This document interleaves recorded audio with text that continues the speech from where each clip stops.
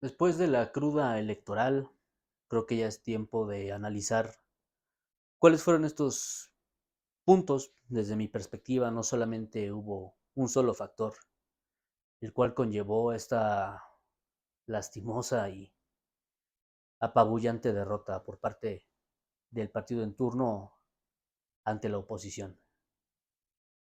El primero de ellos, y creo que no es sorpresa, pues el factor de el presidente, el cabeza de pañal, que día sí, día también promovía abiertamente a su candidata, a día sí, día también denostaba a las instituciones, día sí, día también se hacía la víctima, como siempre, día sí, día también atacaba a los medios de comunicación que no estuvieran alineados a él, día sí, día también atacaba a los partidos opositores, día sí y día también metía miedo a que el regreso del PRIAN sería lo peor que le pudiera pasar a este país, el regreso del neoliberalismo. Día sí y día también a los nulos logros que logró su administración, los trataba de levantar, los trataba de hacer más. Sin duda alguna, él es el más ganador en todo esto, ya que su mal llamado proyecto continúa, un proyecto en el cual, como dijo su candidata, seguirá la corrupción y obviamente seguirá el robo, seguirá la destrucción, el nepotismo, el clasismo y la muerte. Seguirá todo eso. Como punto número dos, que es vinculado al primero, ya que día sí, día también metía ese miedo que las personas que reciben las ayudas por parte de este gobierno en forma de croquetas las iban a perder. Fue un muy buen trabajo, tengo que decirlo, ya que por más que la candidata de la oposición, Xochitl Gálvez, decía, empujaba y hacía énfasis en que no las iba a quitar, ya que estaban en la Constitución, pues lastimosamente a las personas no les llegó ese mensaje, o no quisieron enterarse del mensaje. Desde mi punto de vista, más bien dudaron. De verdad les entró esa incógnita en decir, ¿sí me las van a quitar? ¿El malvado PRIAN y el malvado neoliberalismo me quitará las croquetas que el viejo cacas me está dando? Y entre toda esa confusión, pues bueno, eligieron que este viejo rancio le siga dando sus cuantas croquetas de vez en cuando. Como punto número 3, errores de campaña. Y como punto número 1 en este punto, siento yo que esta cohesión, esta alianza que yo festejé entre partidos opositores a este gobierno, PRI, PAN, PRD, la ciudadanía no la percibió como buena. Y es que desde origen es algo abominable, ya que cada uno de estos partidos nació de diferente manera, tienen ideologías totalmente diferentes, estatutos completamente diferentes y persiguen y ven la política mexicana, así como la economía, de una manera totalmente diferente.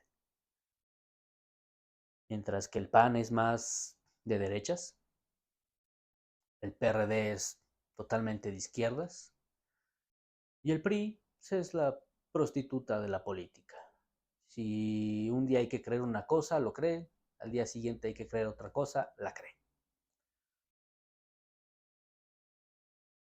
Desde ahí hubo un problema, al igual que jamás se pudieron quitar este estigma que, como yo dije en el punto 1, el presidente, el viejo Cacas, día sí y día también hacía notar.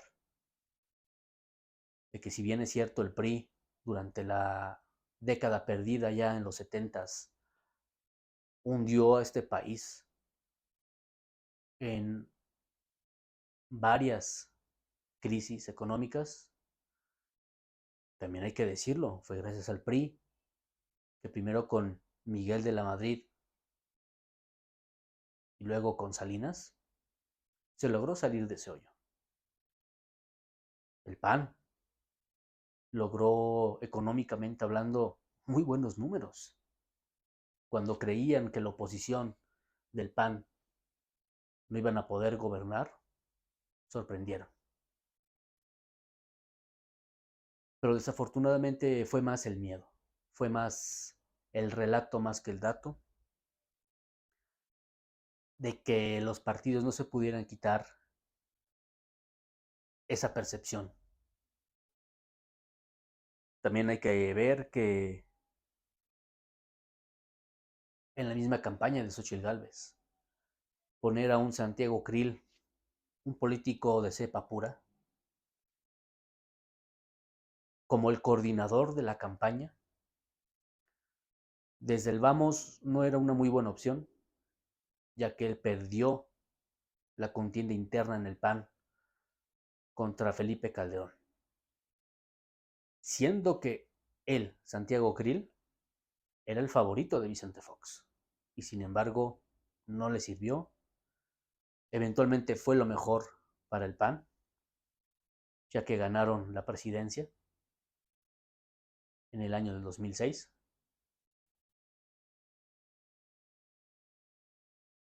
Y siento yo que desde ahí la nula experiencia de Santiago Krill trajo varios errores y consecuencias, como por ejemplo el no ser más agresivos en campaña.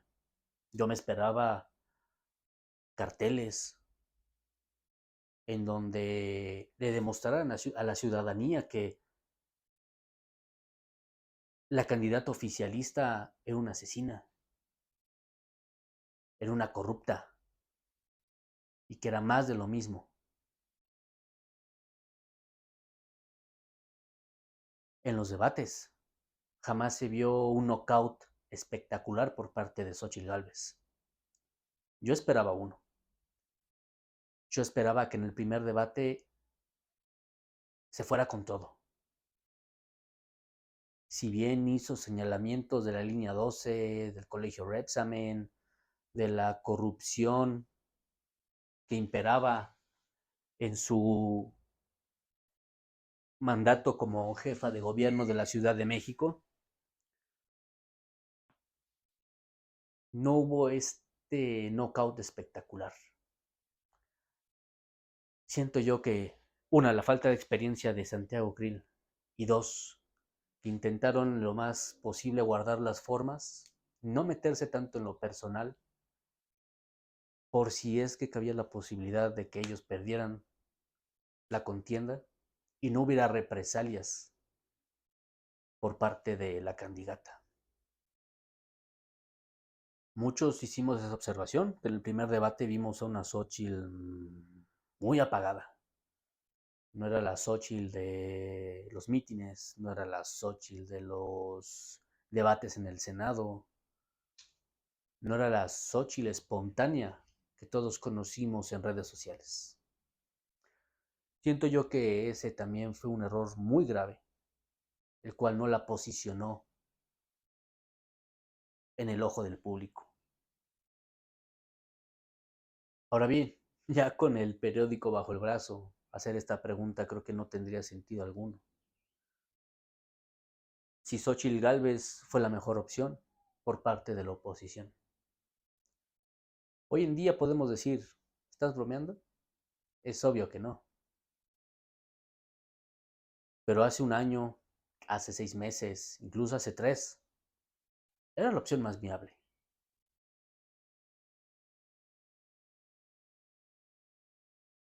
Ya que las alternativas que ofrecía la oposición, sin lugar a dudas tenían más experiencia y eran políticos de abolengo con una talla importante. Pero estas elecciones y este proceso electoral fue muy sui generis. Nunca habíamos visto una intervención por parte del presidente, vaya, una elección de Estado, como nunca antes. Una opción por parte de algunos entendidos era Enrique de la Madrid, hijo de Miguel de la Madrid, expresidente de México, que como algunos decían que era más entendido, más estadista, había tenido esa experiencia en el gobierno y tenía más talla que Xochitl Gálvez, pero ¿quién lo conocía? Personalmente yo no, hasta este momento. Del otro lado tenemos a Xochitl Gálvez, que desde hace un año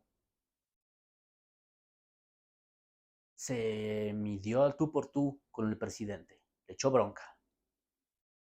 Primero por difamarla, luego por no dejarla estar en sus mañaneras y que le hiciera preguntas candentes.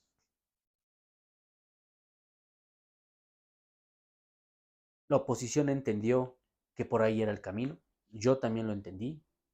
Si bien Xochitl Gálvez, su experiencia como política solamente ha sido en el Senado y una muy menor, hay que decirlo de esta manera, en el gobierno de Vicente Fox, viendo los temas indígenas, nunca ha estado precisamente en una secretaría donde el fuego queme.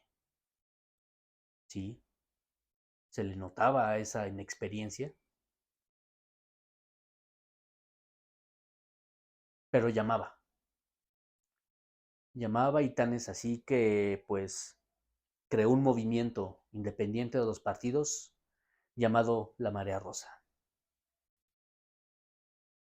Y es ahí a donde yo me dirijo, en el punto 4. ¿En dónde quedó esa fuerza de la Marea Rosa? ¿Qué pasó? Yo asistí al meeting del 19 de mayo. Yo vi esa fuerza de la Marea Rosa en redes sociales, en carteles, publicaciones, grupos de WhatsApp.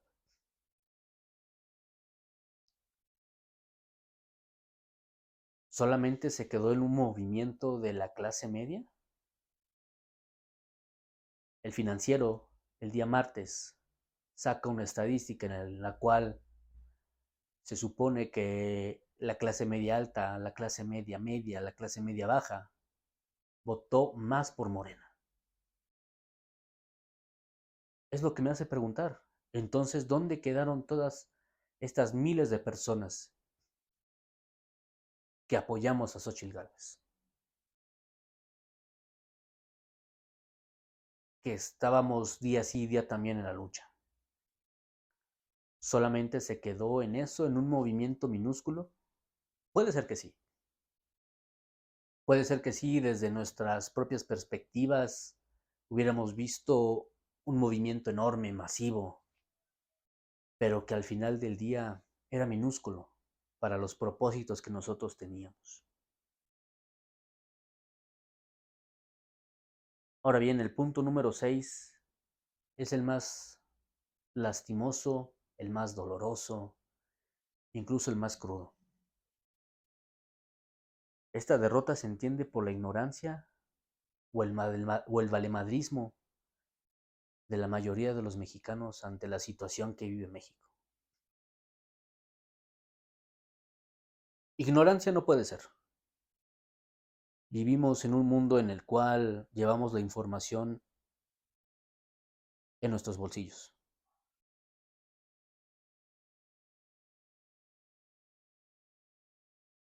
Están los medios masivos de comunicación en los cuales los noticiarios ahí están.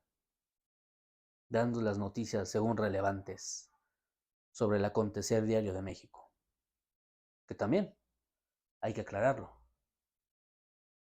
En estas elecciones, en este proceso electoral, fue asqueroso el cómo se fueron más hacia un lado. Entonces no me queda más que decir que sí, fue valemadrismo. A los mexicanos, a la gran mayoría de ellos, les vale que haya un niño asesinado porque se iban a raptar a su mamá. Les vale que niños con cáncer no tengan sus terapias. Les vale que ocurran accidentes en el sistema de transporte colectivo metro y mueran personas. Les vale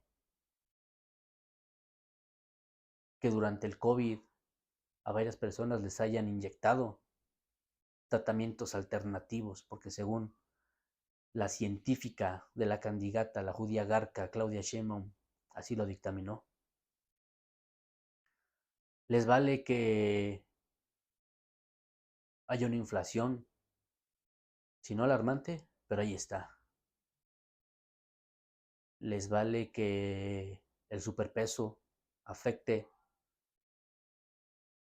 a importadores, empresas que necesitan esas importaciones, que lamentablemente por este superpeso se vean en dificultades.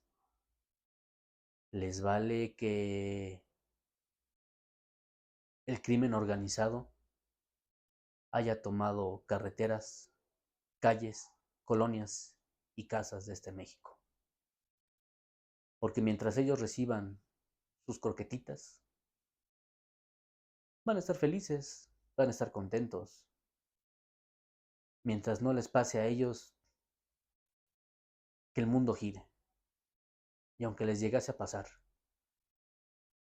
creo que ya hemos visto que los llantos y los gritos se callan con unas cuantas croquetas, con unas cuantas promesas de que tú no labures. Yo, papá gobierno, en este caso, futura mamá gobierno, te voy a cuidar. Te voy a dar lo que